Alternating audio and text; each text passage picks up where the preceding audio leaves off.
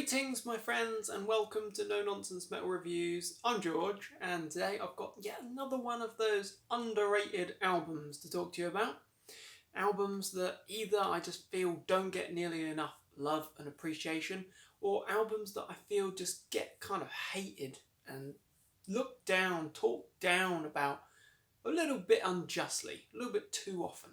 So today I'm talking about a band, one of the big names in the power metal world, probably one of the biggest bands of the more modern generations, post 2000 anyway. Band from Sweden, the guys that really brought power metal back and heavy metal in a big way. I'm talking about Hammerfall. Now these guys are a very divisive band anyway. A lot of people absolutely love them. I certainly fall into that category, and a lot of people absolutely despise it. They don't like this big, flamboyant, over-the-top, bombastic sound that is power metal. Although, in my opinion, Hammerfall have always really kind of fallen into that niche little area in between heavy metal and power metal, where it embodies and certainly bears the characteristics of traditional heavy metal, but incorporates the big, the grand sounds, the almost over-the-top aspects of power metal. They've fallen into that category. They're not like Twilight Force at the other end, or many other bands that really take it to the extreme end of power metal, but nor are they just replicating Judas Priest. So, this album in particular, this is Infected. This album, I will say, even after reviewing it and revisiting it quite a few times recently for this particular review, I would still say this is my least favourite Hammerfall album. Having said that, Hammerfall don't do bad albums. They just have some albums that aren't quite as good as others. So that aside, there's a number of issues with this album. For starters, the obvious. That to cover. So, when we consider that Hammerfall, the big heavy metal, power metal band with lots of themes and lyrics about glory and warriors and champions and battle and all those good hearty power metal and heavy metal subjects, with fantastic artwork previously. Just to show a few, we had the Mighty Renegades with that great artwork there, or this particular article, Chapter 5, Unbent, Unbowed, Unbroken. You know, you can see a lot. There's got all the characteristics of great power there, with the hammer, we've got warriors, the title tracks were great. And then you get this. Where's the warriors gone? We've gone for a modern take on the zombie apocalypse. This was 2007. Of course, we have the likes of The Walking Dead coming up. We have many, countless zombie splatter films around. We have all this stuff going on. And Hammerfall decided that there would be quite a good subject to try and cash in on. I feel that it's just not that well received by fans. Certainly when you've got great album covers like these and numerous others, that you suddenly get something totally different, and it's obviously taking a completely different approach and angle. That said, I still feel that this album is overlooked a little bit too easily. Yes, the song titles are completely different. There's no champions, warriors, glory here, but we do get some great tracks. So we'll take the opening track, Patient Zero, for example. This is a very heavy track. It's much slower paced than the usual traditional Hammerfall pace. Full throttle heavy metal with the ballady bits thrown in as well, of course. But it's got some great killer riffs, some really thick, chunky riffs, very groovy stuff. But overall, the sound is much safer, it's much slower, it's much more commercial. It gives the impression that the band is not trying to be the power metal bombastic band that they were, but they're going for a more refined modern heavy metal sound. More commercial, in fact. But, that said, The second track there, BYH, or Bang Your Head, is a much more Hammerfall track, old school heavy metal, some great riff work there.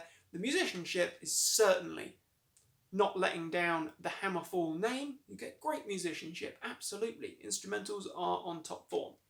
It's just that it's not following on from even the predecessor, No Sacrifice, No Victory, which was very Hammerfall. And it's just the fact that this is so different. But that track, Bang Your Head, I should say, that's a really good heavy metal track. Can't fault it. One More Time, third track there. It's a much slower paced song, but it's still heavy. It's got some big riffs. It's far more melodic, but it's very groovy. I've got a track like Outlaw, which for some reason reminds me at times of Metallica's Sad But True, and I don't really know why, but there's elements of that slower, heavier, groovy, but it's certainly got good elements in there. It's different, but it's not completely wasted effort. It's got some good parts. Send Me a Sign is the obligatory but very uplifting and very powerful ballad acoustic track. Some good vocal work from Joachim. It's a good song, but it's the ballad piece. I'm more interested in the heavier bits.